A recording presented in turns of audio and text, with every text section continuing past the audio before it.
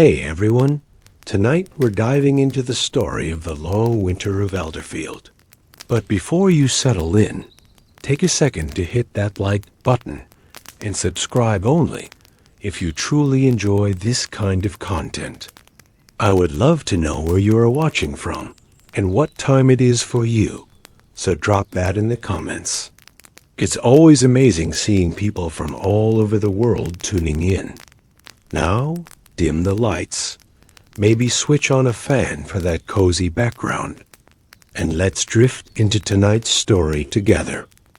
It began with the wind, not the wild kind that screams through the trees or lashes at shutters like an angry spirit. No, this was the whispering wind, a quiet, creeping draft that slipped in through the cracks in the timber walls, as if testing the seams of the little cottage nestled at the edge of Elderfield. Inside, by the hearth, Mara felt it first. She had just finished sweeping the ash from the stones, her hands red from scrubbing, and the chill already working its way into her knuckles. She looked up, the bristles of the broom pausing mid-sweep. The fire still glowed orange, but the wind told her that the warmth would not last long. Winter had come. She rose slowly, the weight of her woolen skirts tugging at her legs, and walked to the wooden door. With both hands she lifted the iron latch and opened it just a crack. Outside, the world had changed. The grass beyond the threshold glittered silver, each blade kissed by frost. The distant hills wore a pale veil of mist, and the sky cloudless, flat, and pale as bleached linen gave no warmth, only the steady promise of cold days ahead. A shiver passed through her spine, not out of fear, but memory. Every winter in Elderfield tested them. Some brought only frost and quiet days by the fire. Others brought blizzards, famine, sickness, and the silence of doors that would not open in spring. Back inside, the cottage smelled of peat smoke, drying herbs, and the sharp tong of turnip stew. The hearth crackled with soft logs, and above it, a row of drying garlic swayed in the draught. Mara's husband, Tom, sat at the table mending a worn leather strap with thick fingers and quiet eyes. He looked up at her as she closed the door. "Is it here?" he asked simply. She nodded. "First frost on the fields. You'll want the boys in before dusk."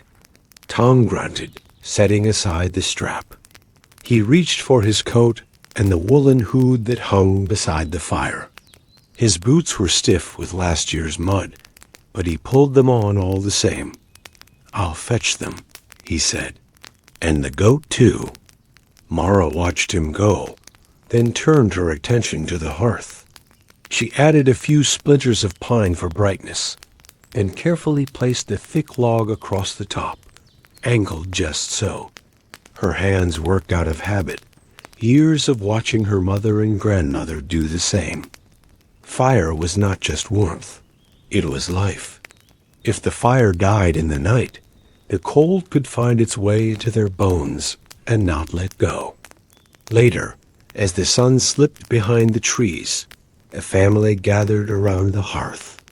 Tom returned with their two sons, Willem and John, their cheeks flushed from chasing the goat and racing home ahead of dusk. Their boots were wet, but their laughter filled the tiny home. Supper was simple: stewed roots, coarse bread, and a few dried apples split 5 ways. They ate slowly, quietly, each listening to the wind now rising beyond the shutters. When the last bowl had been scraped clean, Tom took down the thick furs stored above the rafters. One by one, he shook out the blankets, the dust of the past year rising like old ghosts in the firelight. Mara spread straw across the sleeping floor, a thick layer covered by old linen and warm wool. The children lay down first, curling into each other like pups. The furs followed 1, 2, 3, all shared, all heavy, all warm. Tom took his place by the door, where he would sleep sitting upright, just in case the wind grew worse or the latch gave out. Mara sat beside the fire, watching the embers collapse inward, glowing like tiny suns. That night, she did not sleep quickly. She listened to the wind as it danced past the eaves, listened to the creak of the roof beams as they shifted under frost. She listened, too, for the sound of footsteps, for in Elderfield, old stories whispered that the cold sometimes walked like a man, dragging frost behind him, searching for dying embers and doors left ajar. But the fire held, the embers glowed, the family slept. And so began the first night of the long winter. The days shortened quickly.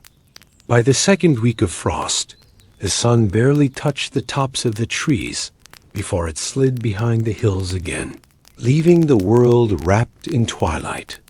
Even at midday, the light felt blue and cold, and the shadows seemed longer than they ought to be. Mara rose early each morning, just before the sun broke the horizon, while the fire still whispered in the hearth. She would stir the embers gently, her hands practiced and sure, and feed them with kindling first a few dry twigs, then pine cones saved in a sack by the door. When the flames grew bold, she added a small log and whispered a quiet prayer. "Stay with us," she murmured. "Through night and day, stay warm." The fire never answered, but it listened. Outside, Elderfield changed. The river slowed. What once ran clear and fast now moved under a fragile crust of ice, shimmering with trapped leaves and twigs. Children no longer played near the banks, not since the neighbor's boy had slipped the year before. His name, spoken quietly, still drifted in the wind sometimes, Daniel, lost too soon. In the fields, all was quiet. The wheat had been harvested before the frost, bundled and stacked in the storehouse. The root vegetables were buried beneath mounds of straw and earth. Still, each villager knew that stores could run out if the winter stretched too long. Every morning, Tom broke the ice over the water trough for the goat. He'd mutter as he swung his hatchet, sending thin shards flying like glass. "Cold enough to crack stone," he said one morning. Willem, now 10 and growing tall, rubbed his arms. "Will it snow soon?" Tom looked up, squinting at the sky. "Aye, not today, but soon." That evening, Mara prepared a stew thicker than usual. It had carrots, turnips, onions, and a pinch of dried thyme. She crushed garlic with the heel of her hand and stirred it into the bubbling pot, careful not to waste a drop. The family ate slowly, savoring each bite. Afterward, Tom told a story, an old one from his youth, about the winter spirit who wandered the forest in a coat of mist, blessing those who kept their fires lit and cursing those who let them go cold. John, the youngest, snuggled into his blanket. "What does he look like?" he asked. "Tall," Tom said, his voice low and dramatic. "Thin. His beard is frost, and his breath is the wind. You'll know him by the crunch of snow beneath no feet." "Stop scaring the boy," Mara chided, but she smiled behind her hand. John didn't seem frightened. He liked stories, especially the old ones that belonged to winter.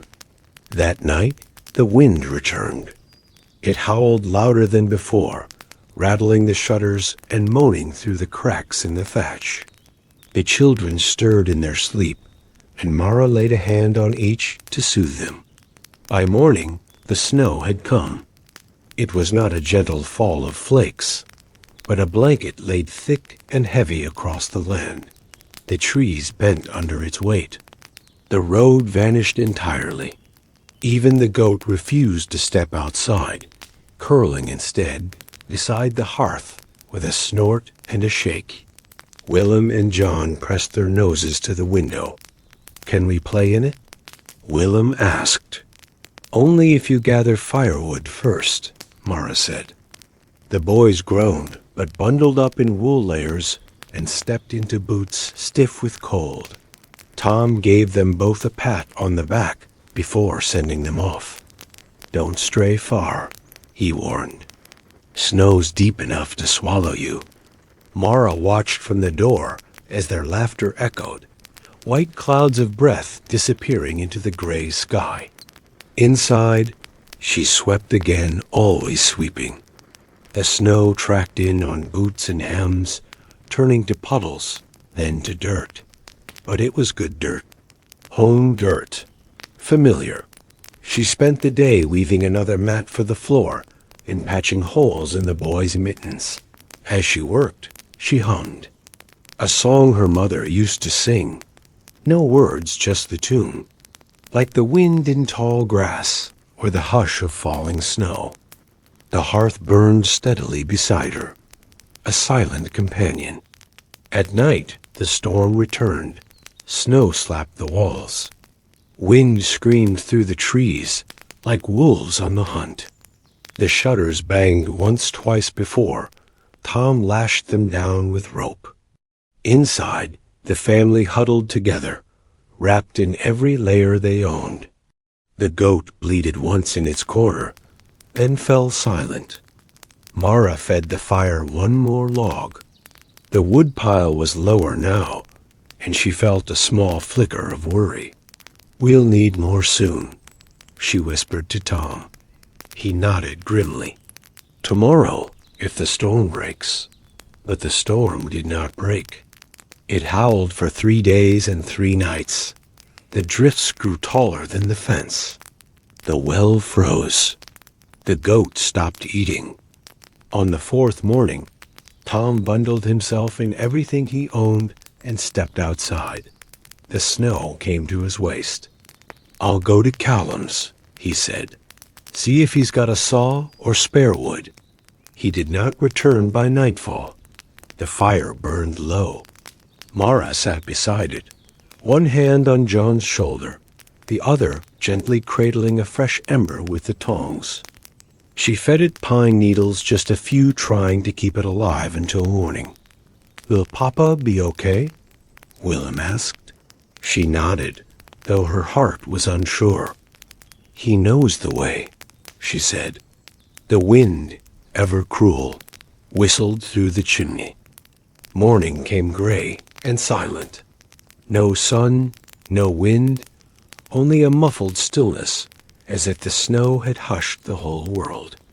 Mara rose slowly, her limbs heavy with the weight of cold and worry. The fire had survived, though barely embers nested in ash like tiny glowing hearts. She fed it slivers of bark and a broken chair leg she de-saved for moments like this. The boys were still asleep, curled together under the furs, their breath soft and even. Mara touched each forehead gently, then wrapped herself in Tom's wool cloak and opened the door. Snow met her like a wall. It had piled higher than her waist, and she could not see the fence, the path, or the trees.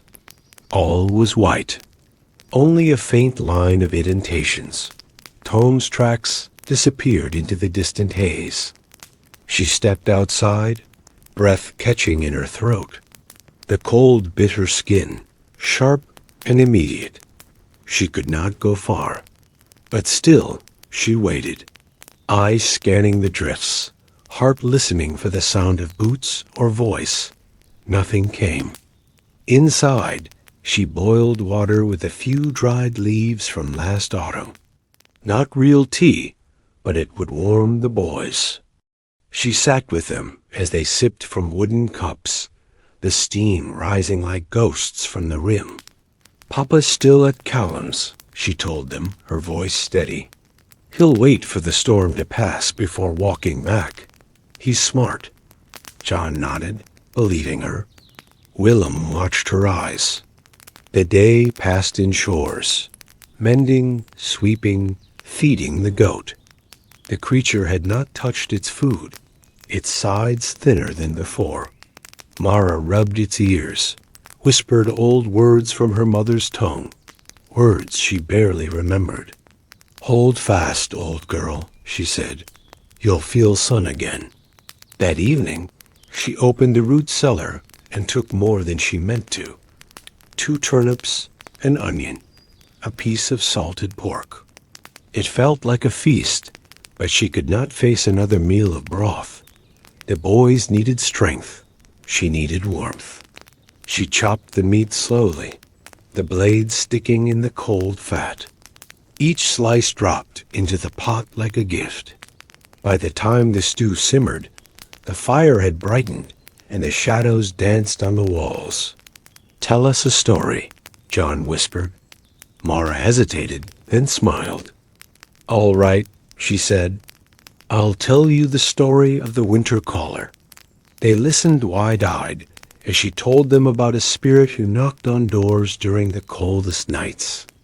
If the fire inside was warm and the house full of kindness, he passed by, leaving a blessing of morning sun. But if the hearth was cold and the home cruel or empty, he stepped inside and never left. "He sounds scary," John said. "He's fair," Willem replied. "He only comes if you give up." Mara kissed both their heads. "Then we'll never stop tending the fire." The next morning, Tom returned. The boys cried out when they saw his shape through the frost-covered window bent, limping, but walking. Mara ran to the door, nearly stumbling as she flung it open. He stepped inside and collapsed to his knees. His face was red with windburn, eyes sunken from cold, but he grinned through chattering teeth. "Callum's roof gave in," he muttered. "Been digging him out since yesterday?" Mara wrapped him in every blanket they had. She made hot broth and sat with him as he sipped, one hand holding his tightly. "You should have waited," she said softly. "You needed wood," he replied. "I brought some dry ones. Good pine." He gave me his sled. She hadn't noticed it behind him. A small sled, tied with rope and covered in a hide. Firewood poked from the back like treasure. She felt tears sting her eyes, but blinked them away. That night they ate well. Bread soaked in stew, the last dried berries from the cupboard, a small square of cheese Tom had bartered for with an extra wool mitten. The boys laughed again. And when they lay down to sleep, the fire still roared beside them, full, warm, alive. Mara sat beside it, watching the shadows flicker against the ceiling beams, her fingers warm for the first time in days. The long winter had only begun, but the house was full of warmth. And that, she thought, would be enough. The days blended. In winter, time no longer lived by hours, but by small rituals. The first stir of embers in the morning, the breaking of ice at the well, the meal before nightfall. These markers became their sun and moon, their calendar and clock. Mara woke each morning before the rest of the house, her body tuned to the rhythm of the fire. She moved quietly, softly, not out of fear, but reverence. Waking up to warmth was a small blessing, and one she intended to keep. She knelt by the hearth, cupped ash in her hand, and gently uncovered the smoldering heart beneath it. Every ember glowed like a secret. She fed it pine shavings and dry moss, then blew gently, a breath like prayer. Behind her, the boys stirred. John mumbled in his sleep, and Willem turned over with a yawn. Tom snored faintly in his corner. The fire caught. Another day. Outside, the snow remained deep, But still, the storms had passed for now, leaving behind a world muffled in white silence. The fields looked like frozen oceans. The forest's edge was soft, branches heavy with clumps of ice that sparkled when the sun at last returned. It did not warm the earth, but it warmed the eyes. "I saw a deer today," Willem said one morning as he came back with kindling. "You did?" Mara asked, lifting her head from the stew pot. "Near the old oak. Just standing there, like it didn't even see me." Tom nodded from the table. "They come closer to the houses in deep snow, looking for food. Will it come again?" "Maybe, if we're lucky." John tilted his head. "Why is it lucky?" Tom exchanged a look with Mara. "We might not always have pork and turnips," she answered gently. "But venison would carry us through." John was quiet for a moment. Then, "Can we feed it so it stays?" Mara smiled and touched his cheek. "Kind of you to think so." They began leaving scraps at the edge of the wood. Not much, just peelings, a few crusts, and dry grass from the goat's corner. Mara wasn't sure it would make a difference, but the act itself felt hopeful, and hope, like fire, needed feeding. By the end of the week, hoofprints appeared in the snow, small ones and large, scattered around the edge of the trees. "Not just one," Tom murmured, examining them with Willem. "A small herd. Maybe 6, maybe more." John peeked from the window that evening. "Did they eat it?" "They nibbled," Mara said, smiling.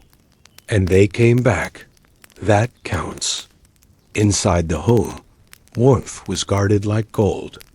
They used firewood sparingly. When it burned hot, Mara cooked 2 meals at once. When it burned low, they piled on the furs and huddled together with stories. One night, as the snow fell silently outside, Willem asked, "Did you have winters like this when you were young?" Mara stared into the fire, thinking. "Yes," she said softly. "There was one winter where the river froze solid. My brothers slid on it like glass. We had to cut through the ice every day to reach the well. Was it scary? Sometimes. But I remember the warm things more." "Like what?" "My father's singing. My mother's soup. The way she'd put a warm stone in our bed before we climbed in." "Can we do that?" Tom chuckled. "I'll heat a stone tomorrow. Wrap it in cloth. Slide it under your toes. Like a dragon's breath in your blanket." The boys laughed. The fire popped and sparked, glowing brighter than ever.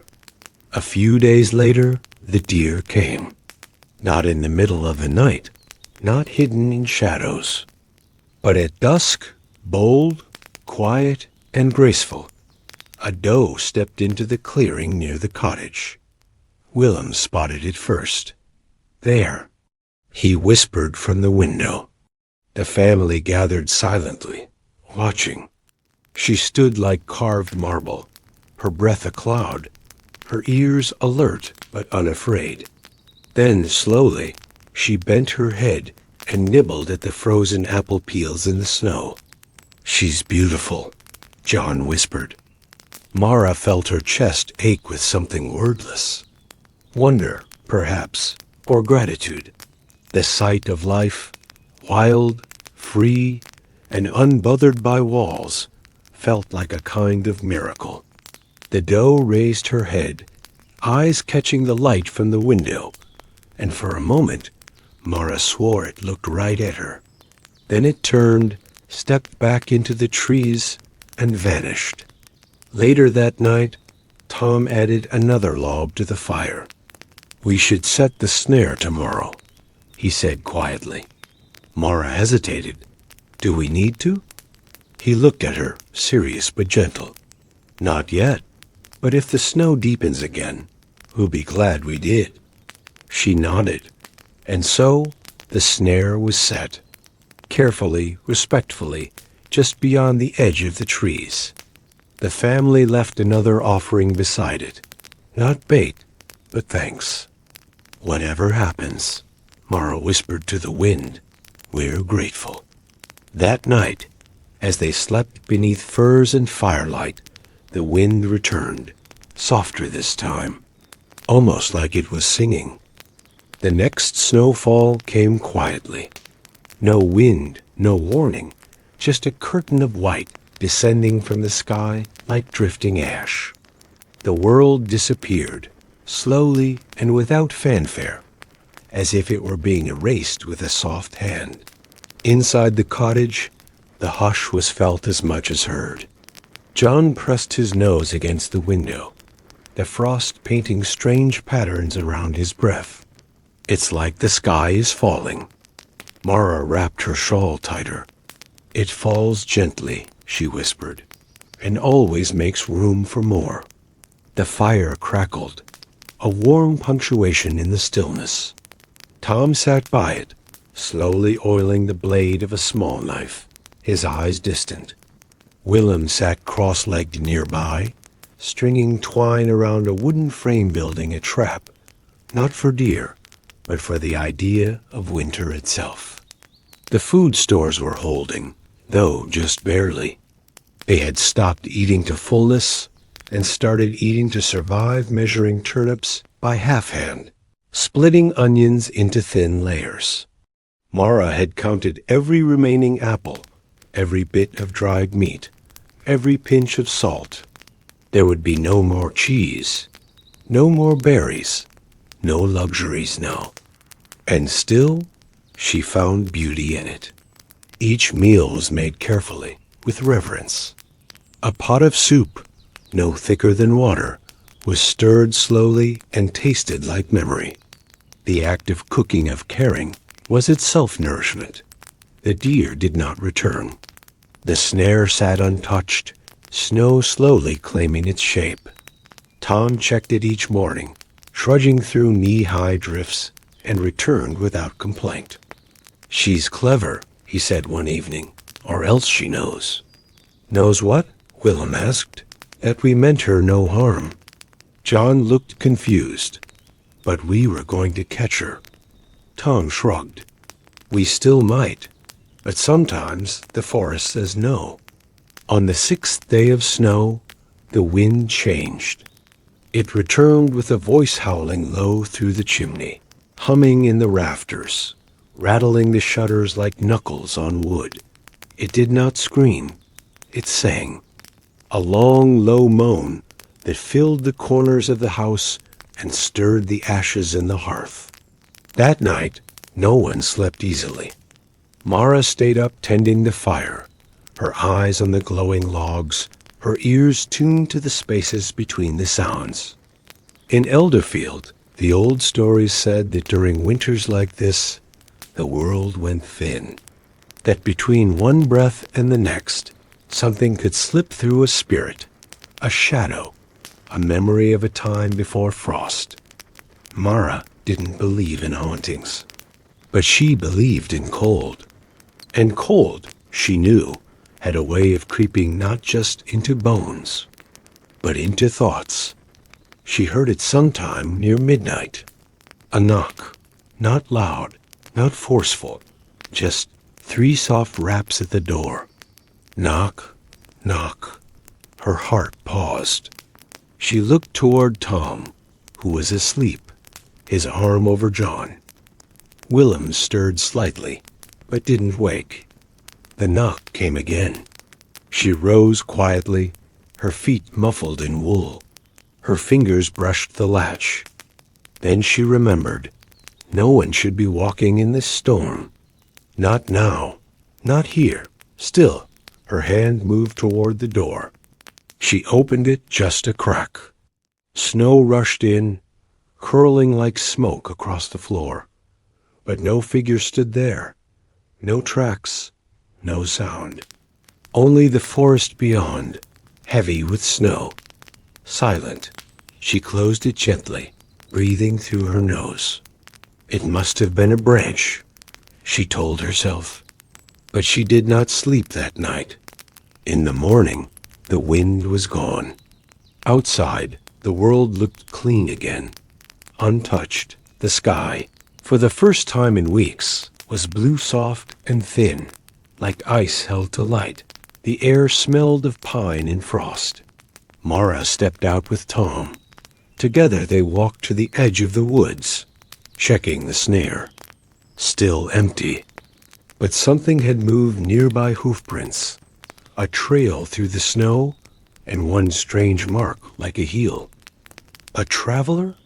Mara asked. Tom frowned. No one sane would travel last night. She didn't mention the knock. She wasn't even sure now if it had happened. Perhaps the cold had dreamed it. Back at the cottage, the boys had arranged stones in front of the fire, each one painted with soot to look like animals. A game, a kingdom of heat and shadow. Yours is the fox, John told Willem. Mine is the owl. Mama's is the goat, Mara laughed. And your father? John placed the largest stone at the center. He's the fire, Tom chuckled. A heavy burden, little one. You keep us warm. The room fell quiet, the weight of that truth sinking in like snow on branches. That night, Tom built the fire larger than usual. He stayed up beside it with Mara, both of them quiet. No words passed between them, only shared warmth, shared breath. Later, as they lay down, Mara whispered, "Do you think it's ending soon?" Tom stared at the ceiling, where smoke patterns danced like faded dreams. "No," he said, "but we're not alone." 3 days passed in stillness. The sun returned, weak but golden, and the snow began to settle with a soft sigh.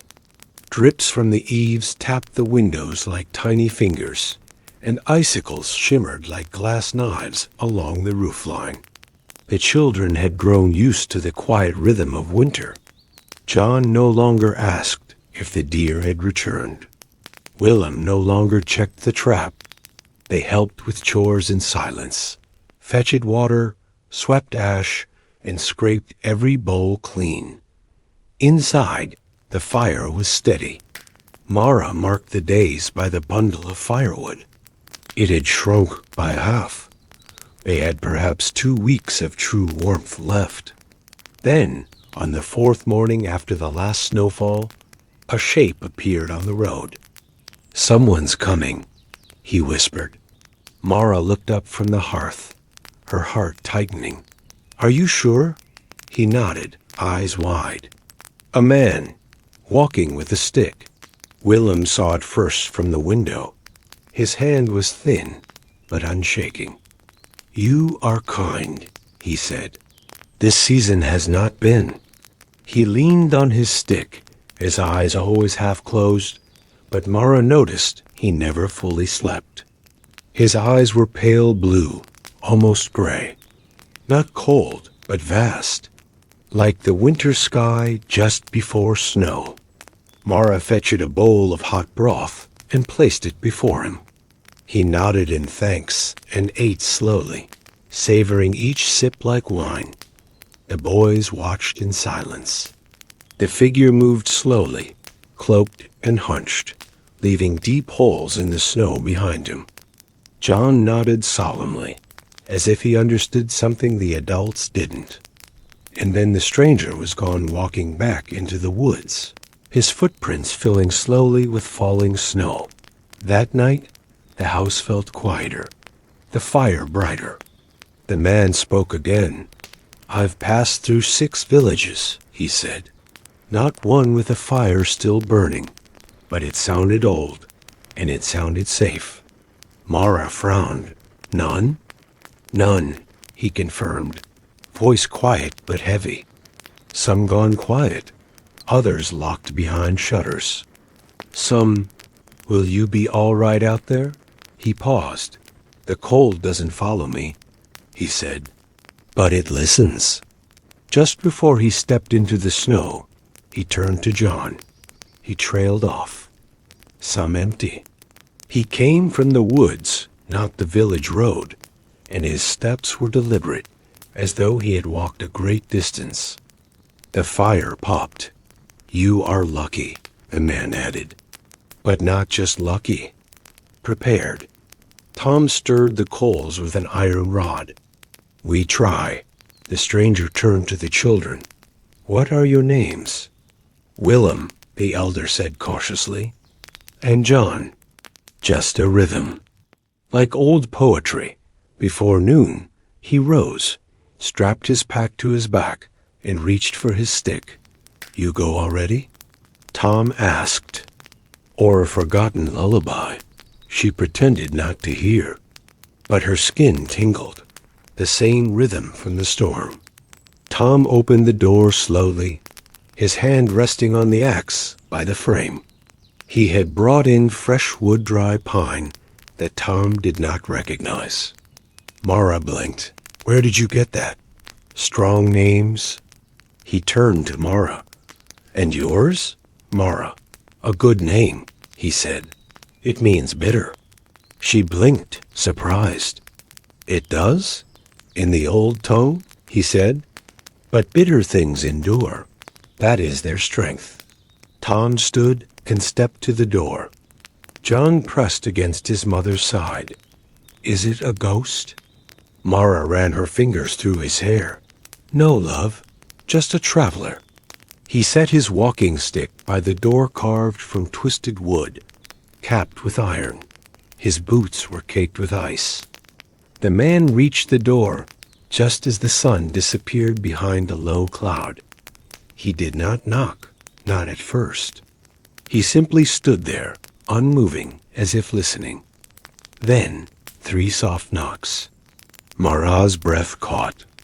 The stranger stood taller than Tom, even hunched and wrapped in a fur-lined cloak, stitched with faded green thread. His beard was long and silver, and his eyes. He did not smile, but he bowed his head politely. "I seek fire," he said. Tom hesitated, then stepped aside. "Then come in." The man entered without a sound, snow falling from his cloak in a fine mist. Mara rose and offered him the warm stool near the hearth. He sat with a soft grunt, removing one glove. "We share what we can," Tom replied. After some time, a silence followed. The man nodded. That night, they made space for him near the hearth. He refused furs, saying the fire was enough. In the quiet hours, when the others had drifted off, he whispered into the flames. Not words she knew. The next morning, the stranger rose before anyone else. He had stoked the fire. He smiled faintly. The forest remembers its friends. They shared another small meal. "I never stay long," the stranger said.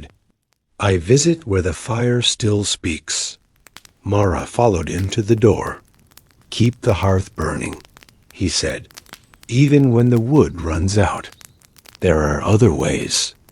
And in John's sleep, he whispered a strange phrase in a language Mara did not know. The stranger did not return, but something shifted after he left. The cold remained, deep and biting, but the wind softened. The days stretched just slightly by a breath or two. Light lingered longer on the cottage walls, and though the snow still clung to the land like a sleeping beast, its hunger seemed to wane. Inside, the fire continued to burn, steady, relentless, alive. But the woodpile, once high and hopeful, had shrunk to just a dozen logs. Mara counted them every morning. He nodded. "We'll make it stretch." They didn't say what if we don't. That evening, they shared the smallest meal of the winter. What happened? She came inside, not through the door, through the fire. The room fell quiet. She touched each one like a name in a prayer, careful not to split them unless she had to. He simply looked at the hearth, and the fire, as if hearing him, flared gently upward. The next morning, Mara awoke before the light. "We have 5 days," she said quietly to Tom. "Maybe 6. They built a bundle of bramble and bark beside the door. Tom rubbed his hands and stared at it. The boys didn't complain, though John chewed slowly, as if trying to make the taste last longer than the hunger. "But still warm," Mara replied. He looked at her with tired eyes, then nodded. Later, after the boys had fallen asleep, Tom whispered, "We should ration the fire now." Still warm. That night, Mara made broth with the last turnip. No meat, no salt. But it filled the bowl and steamed the cold from their hands. Mara lay with John on one side, Tom with Willem on the other. They did not speak, only listened to the pop of wood, the creak of the rafters, and the hush of snow falling outside. The flames caught slowly, curling like fingers over the wood. She whispered to it, "Just a little longer." She walked through tall grass, barefoot. The air smelled of earth and rain, and in the distance stood the deer, watching her. One carrot, cut thin, a sliver of pork. The last onion, boiled until it vanished into the broth. "I had a dream," he said softly, "about the deer." Mara brushed the hair from his forehead. Tom and Willem took the sled into the woods, not to hunt, but to gather fallen branches. Anything dry, anything that could burn. Willem chuckled nervously. "That's not possible." John didn't reply, not from cold or hunger, but from a feeling. A stillness that wasn't heavy, but full, like the pause before a song begins. She sat up and looked around. The boys still slept, curled together like pups in their nest of furs. Tom stirred nearby, muttering in his sleep. The hearth glowed low. She reached for a log, hesitated, then broke it in half and fed the fire a piece. Outside, the snow had hardened overnight. It crunched beneath boots now, no longer soft, but crusted with ice. They returned hours later, cheeks red, arms scratched. Not much, but enough for another day. "This is what fire becomes," he said. "Splinters and scraps." Afterward, the family sat in silence, watching the fire. No stories, no games, only breath and flame. The shadows danced on the walls like old memories. Mara looked at the hearth. "If we do that, the cold might come in." He nodded slowly. "Then we sleep closer." That night, they pushed the furs right against the hearthstones. And at some point, just before sleep claimed her, Mara thought she heard hooves. Not in the forest, in the fire. She dreamed of summer. Not the high, golden summer of festivals, but the quiet one just before the harvest. It did not move. It did not flee. It bowed its head. She woke with tears on her cheeks, and the fire still burning. It was John who heard it first. A drip, faint, almost imagined, but he opened his eyes and listened harder. Drip, drip, drip. He sat up under the firs and looked to the ceiling. By the time Mara stood at the door, the sound had multiplied. The icicles wept, the snow shifted, and somewhere far off, beneath the white hush, the river murmured. She didn't smile, not yet, but she closed her eyes and listened. Nothing.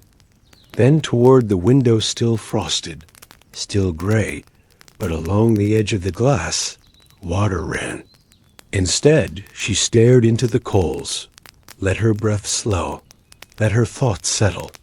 In her mind, She saw a deer standing in firelight, silent, patient.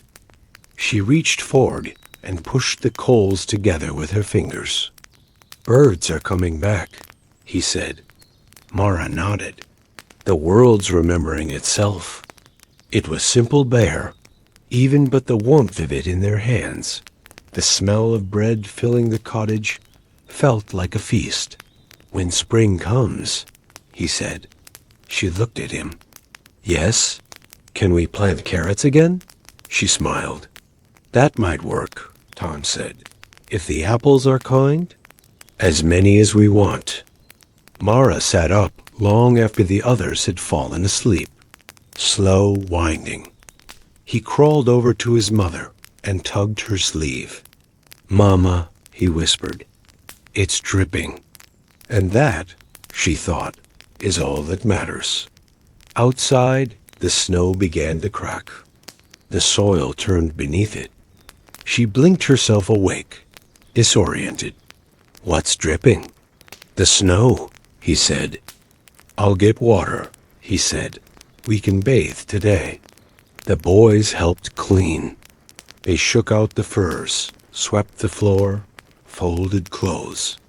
From the roof, the eaves, even the trees beyond, it came in little pulses and taps, like the land exhaling. Even the goat, sluggish for weeks, nibbled hay with more interest. Inside, the fire was low. Only a handful of twigs remained beside the hearth. Tom was still asleep, one arm around Willem. The room smelled of wood smoke, wool, and the faint memory of broth. Just looked at her, then at the fire, and out the window. Mara crouched beside the hearth. She did not feed it yet. The light that came through was still pale, still weak, but it was golden. And it was light. That afternoon, a raven landed on the fence post. They glowed softly. Then, without wood, the flames rose. Just for a moment, then settled. When Tom awoke, she told him. He said nothing. And for the first time in many weeks, he laughed. Not loudly, just a single, short laugh, rough and surprised. The cottage smelled fresher pine needles, ash, and cold sunlight. They opened the shutters. Its feathers were glossy, its eyes sharp. It cawed once, then hopped along the post and flew away toward the hills. John watched it go. That night, they had the last of the flour. Tom baked flatbread on a stone near the hearth. They ate slowly. Willem reached for Mara's hand across the table. John grinned. "And apples?" Tom raised a brow.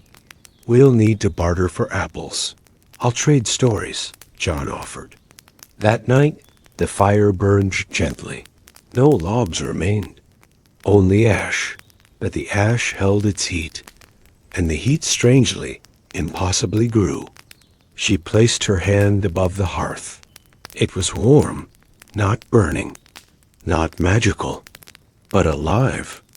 And somewhere, not far away, a green shoot broke through the frost. The thaw didn't happen all at once. There was no single morning when the snow was gone or the ground turned green. It came slowly like breath returning to cold lungs. Drip by drip, crack by crack, the white world gave way to brown earth and soft mud.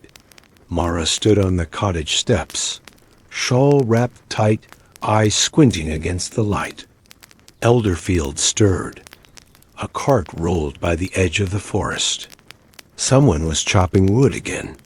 Children shouted at the melting drifts. She didn't speak. She just listened to the melt. In the village beyond the trees, smoke once again rose from chimneys. Water ran down the hillside again, carving trails through slush. The trees, bare and skeletal, held tight to their silence, but the wind that passed through them no longer howled. It whispered, and the sun-blessed and golden rose earlier each day, and vanished once more into the trees. That night, Mara lit the fire, not because they were cold, but because it had become their way. The flame caught easily now, as though the hearth itself remembered how to live. Mara turned over the garden beds with her bare hands, her nails dark with dirt, her sleeves rolled to her elbows. Neighbors emerged like ghosts from shuttered homes, blinking into the light, surprised by the sound of birdsong, as if it might vanish if spoken too soon. John sat at the hearth and drew pictures in the ash with a stick. A sun, a tree, a deer. Much later, when the fire had dimmed and sleep had come, Mara sat alone by the embers.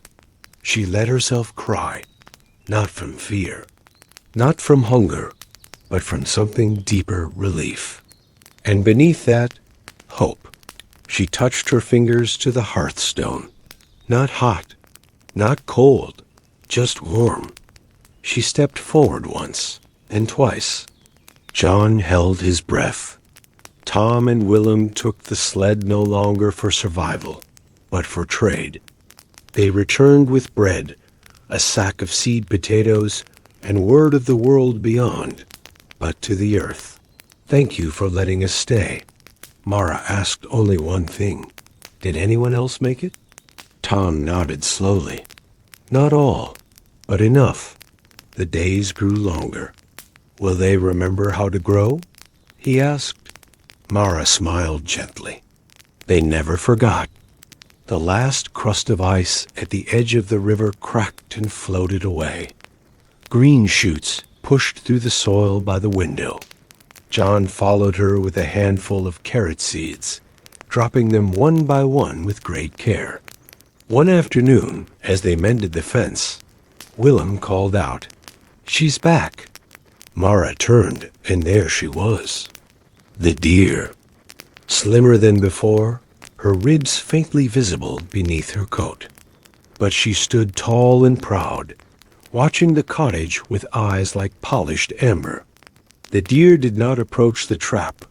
They had long since dismantled it, but instead walked to the base of the old pine and sniffed the thawing ground where scraps had once been left.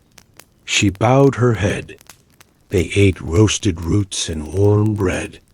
They spoke of planting and repairing the roof, of traveling to market when the road dried. They spoke of everything beyond the winter. But for a while, no one said the word spring, and a small house with smoke curling gently from the chimney. And for the first time since the first snow fell, she whispered one final prayer, not to the wind or the trees or the old spirits of fire and frost,